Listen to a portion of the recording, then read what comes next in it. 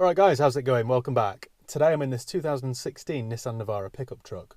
It was the last car that I went home in before we were effectively locked down. I had to move a tumble dryer around to my brother's house. Little did I know that that was going to be the highlight of my life at the moment. Last year I did a video with a Great Wall Steed pickup truck.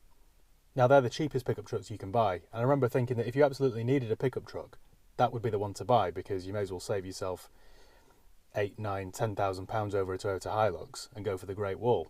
In my mind they were all the same. They all drive like an early 90s 4x4. They're all a little bit pointless because you can't load an awful lot into the cargo area, and unless you have a cover like this one, whatever you load in there will just get stolen anyway. I came to the conclusion that unless you're the company boss and you want something half flash to drive around in and you don't actually do an awful lot of work, then you'd be better off buying a Ford Transit.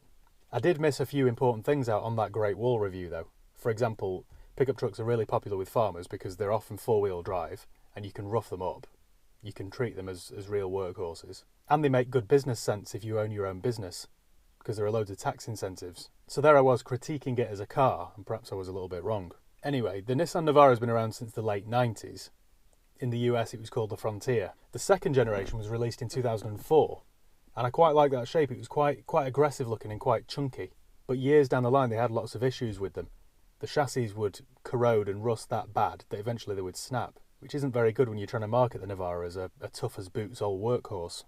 Quick geeky fact, but the Nissan Navara was also sold as a Suzuki Equator in North America. It was basically just a rebadged Navara. In 2015, this third generation Navara was launched. Because of the partnership between Renault and Nissan, it's no surprise that some markets got a Renault version of this truck. It's called the Alaskan. It's quite a good-looking car. I've seen lots of them in France and Spain. I'm surprised they don't sell it in the UK. There is another rebadged Navara on the roads. You might not be aware of this, but the Mercedes X-Class pickup truck is just a rebadged Navara. The Mercedes is a really good looking truck, but underneath all that it's just a Nissan. Pickup trucks always look great value when you compare them to an SUV. That's because they're just nowhere near as advanced. Underneath the handsome body, it's quite basic. For years and years, pickup trucks like this have had leaf spring suspension, which is so antiquated. It's the same suspension setup that was featured in William the Conqueror's carriage. Probably. Now with this new shape Navara, Nissan have replaced those leaf springs with coil springs, and they claim that it drives much more like a car. I only know that because I've researched it, because to drive, you wouldn't really tell. It still drives like a bumpy old pickup truck. Alright, it's marginally better, but it's not revolutionary. Weirdly, Nissan don't offer this as a single cab with a long back, which is a bit strange, because most of its rivals do.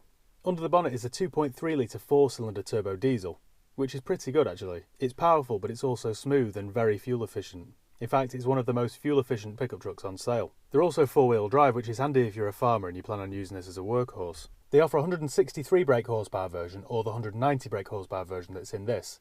Now, having driven this, I wouldn't want to then step back into the 163 version because this one pulls like a train. It's hard to imagine driving one with less power. Road tax here in the UK is only £260 a year, and it can tow 3.5 tonnes. Where the Nissan Navara really shines for me is the interior. You get more optional extras on it than you get on my Range Rover. It's finished all to quite a good standard too. I've got heated leather seats, I've got this 360 reverse camera, which is essential because it's quite a big cumbersome car. It can be quite a challenge to park. You've got those curves in the bonnet which look good, but they don't do much for visibility, so yeah, the 360 camera is a must. The driving position's good. You're up high and you can see all around you. The rear seats have ISOFIX points, but in typical pickup fashion you're sat bolt upright, and there's not an awful lot of legroom or headroom. It's okay, but you wouldn't want to drive to John O'Groats in there. Used prices for this generation Navara start at around £12,000. For a high-spec Techno model like this, expect to pay about 14. If you're not VAT registered, you might want to find one that doesn't have VAT because that will save you 20%. I know we're on lockdown, but I'm just going to take it around the block. I'm not going to come into contact with anybody, hopefully. The 360 camera is a must. I wouldn't want to try and do this without. Yeah, I don't know what you guys think, but I think it's a very good looking truck. So if you're in the market for a pickup truck, it does make quite a lot of sense to buy one of these.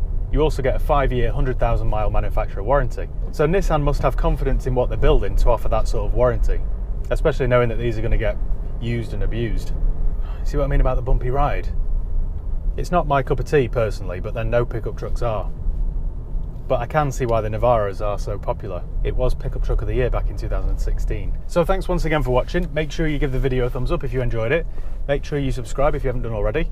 If you've got any questions or comments, let me know below and I'll do my best to get back to you. Make sure you follow me on Instagram, Facebook, Twitter. And yeah, take care guys. I'll see you next time.